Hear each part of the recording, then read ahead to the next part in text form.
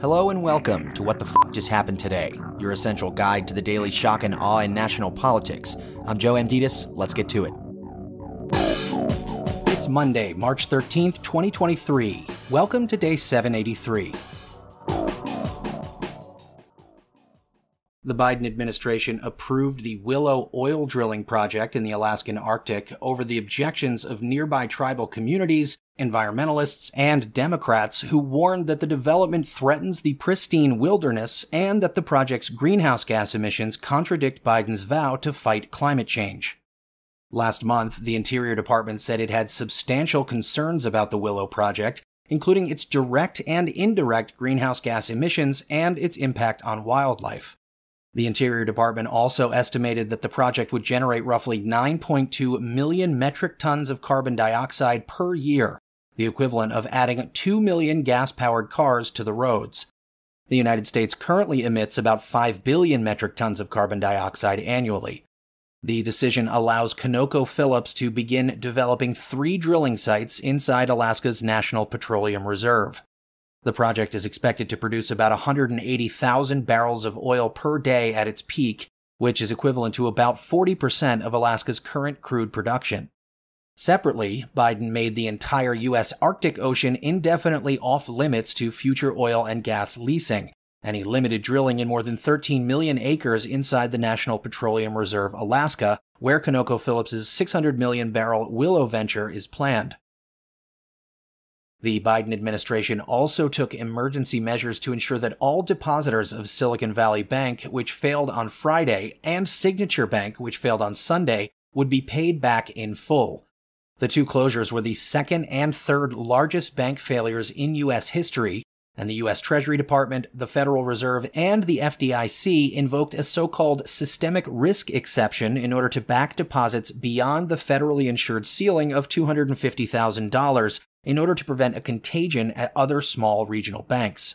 In a statement, Biden said, "Americans can rest assured that our banking system is safe. Your deposits are safe.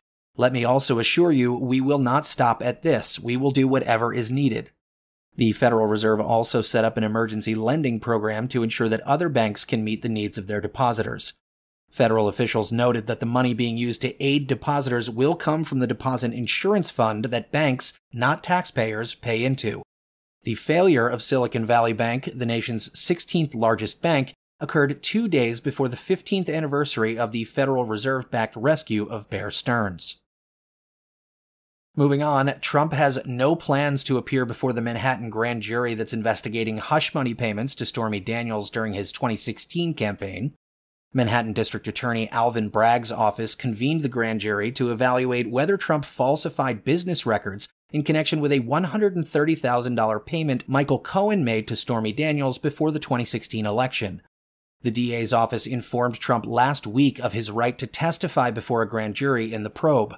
Michael Cohen, who is expected to testify before the grand jury next week, previously said that he fronted the money involved in the transactions and then was reimbursed by Trump.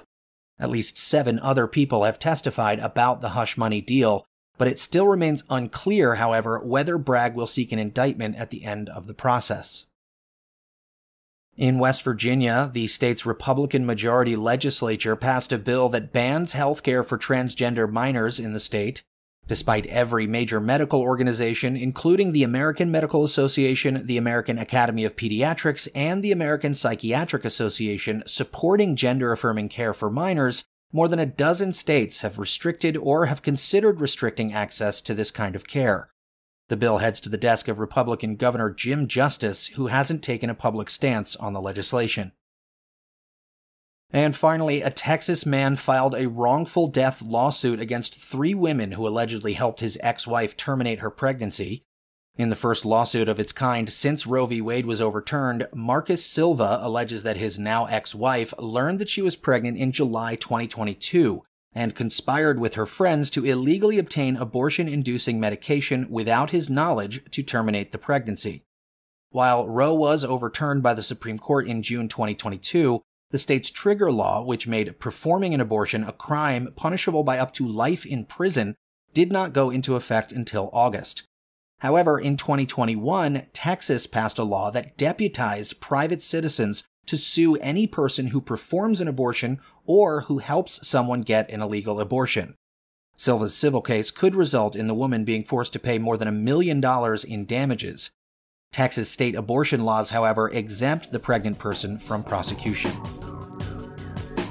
That's all for now. You can find the links and sources for all of these stories on the main website. And as always, visit whatthefjusthappenedtoday.com for the latest news and headlines. Until next time, I'm Joe Amditis.